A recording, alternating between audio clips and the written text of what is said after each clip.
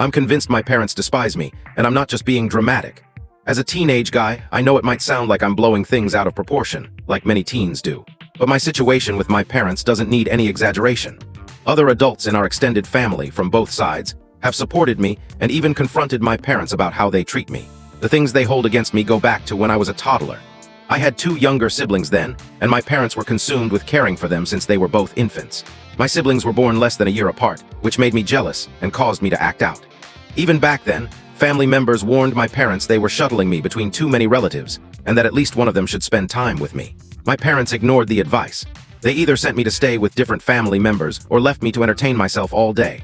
If I approached them, they brushed me off and arranged for someone else to feed me so they could focus on the babies. This neglect led to tantrums and outbursts from me. After months of this, I bit my mom in a desperate bid for attention. That moment sealed my fate. They've never let me forget it. They constantly bring it up, ignoring that I was just a toddler, and use it to humiliate me whenever I seek their time or affection. They mention it in front of others and argue with family members who point out I was a young child, and they were neglecting me.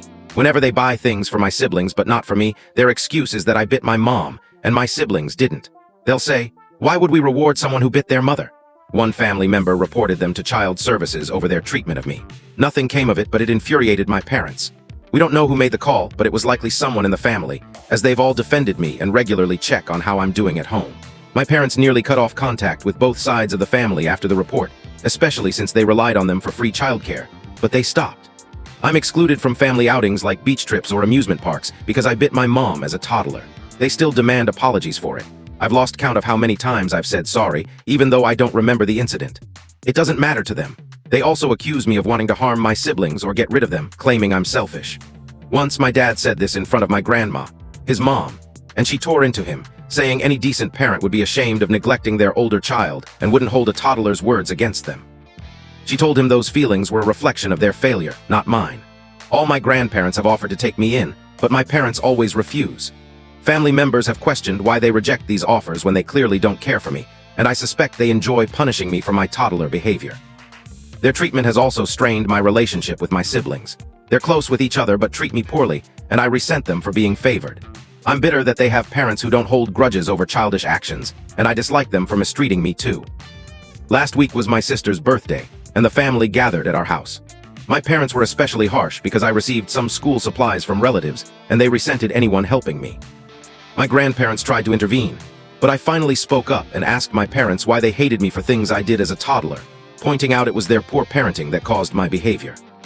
They exploded, telling me to be quiet and that I had no right to question their parenting.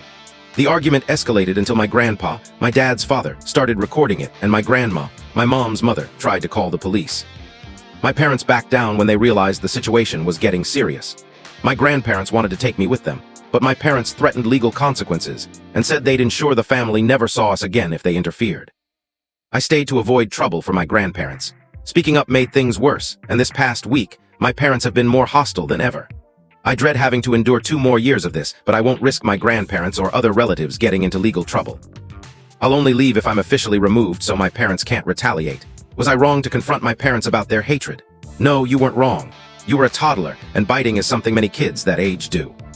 Your parents have no right to hold it against you. They seem immature and cruel, and their neglect is unacceptable. The social worker who investigated didn't do enough. You have the recording. Tell your parents you're going to live with your grandparents. And if they try to stop you, you'll share it with their coworkers, church, and friends. I'm so sorry you're going through this. My youngest is almost 2 and has bitten me plenty of times, but I adore her. There might be more to this. Could there be a reason, like maybe you're not your dad's? It feels harsh to say, but their treatment and having 2 kids so close together raises questions. Go to your grandparents. You're a teen and a court would listen to you. Best wishes. I'm a 45-year-old man and my wife 40, and I have 2 kids in their early teens. We both work full-time. We used to divide household chores fairly evenly. She's an amazing cook, so she handled more of that, while I enjoy cleaning and took on more of it. The rest we split, and the kids helped too. About 20 months ago, my wife was in a severe car accident, breaking her spine, hip, and leg. She was on strong painkillers during recovery, but 4 months ago, those medications triggered seizures. Her injuries have left her with chronic pain, and she's now legally disabled. She refuses to take painkillers to avoid more seizures, which is her choice. One consequence is she can't drive until she's seizure-free for a year, so she relies on public transit, which takes nearly 2 hours each way to work.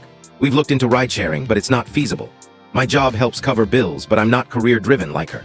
I work shorter hours with less stress, but my workplace is a 30-minute drive in the opposite direction, and my shifts make it impossible to drive her.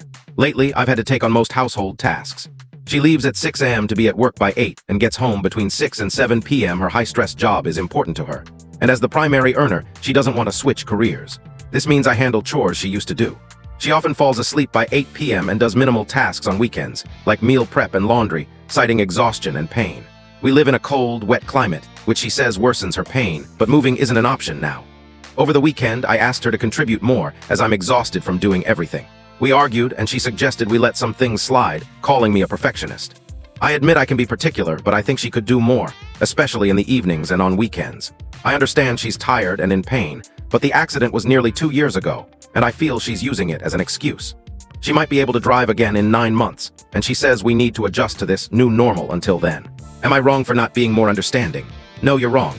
Your wife works full-time, earns more, deals with chronic pain, and has a 4-hour commute. No wonder she's exhausted. She's asking you to let things go a bit and you got upset? You admit you're a perfectionist, time to relax your standards. She's still doing meal prep and laundry, which are demanding tasks. You're wrong here. You're not a perfectionist if you let her handle everything before. You work fewer hours but won't drive her to work, even though it's closer than her commute. She nearly died and lives with pain, yet she's still providing for your family. Do you even care about her? Wow. My wife, 50, and I, also 50, are both doctors with 4 kids. Her younger brother, 28, dropped out of high school after having a daughter at 16. He left school to work and support her because his in-laws, who are deeply religious, disowned their daughter and offered no help. He married her at 18, and they now have 4 kids. Neither pursued further education.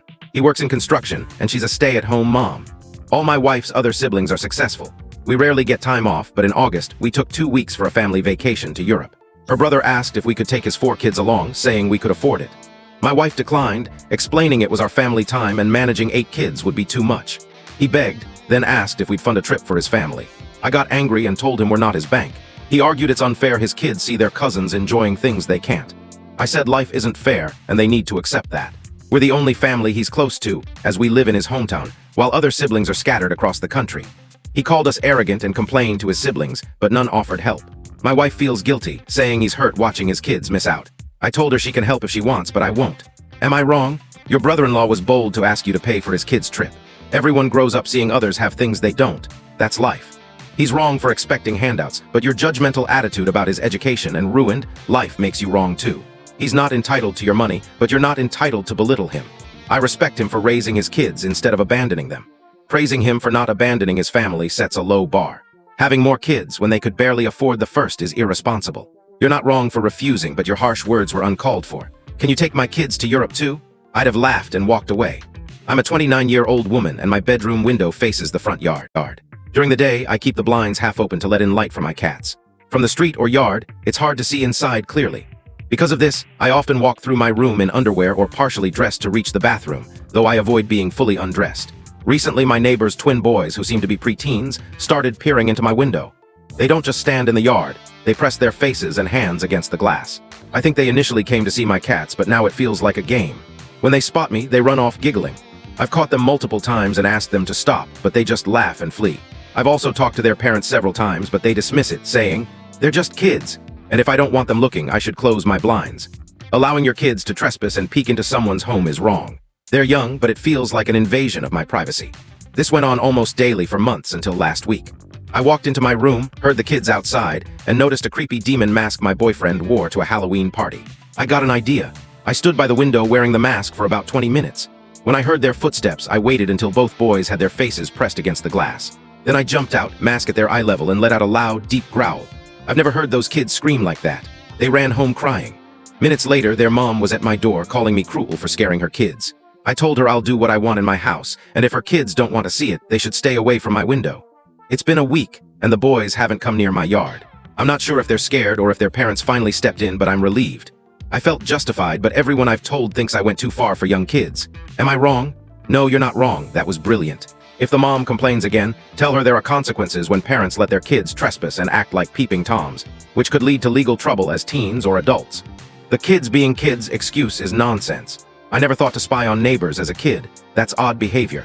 Telling you to close your windows is outrageous. What if they saw you and your boyfriend together? That's not parenting, it's neglect. You could have called the police, but you chose a mask instead. The only thing I'd have done differently is act clueless when the mom showed up. What?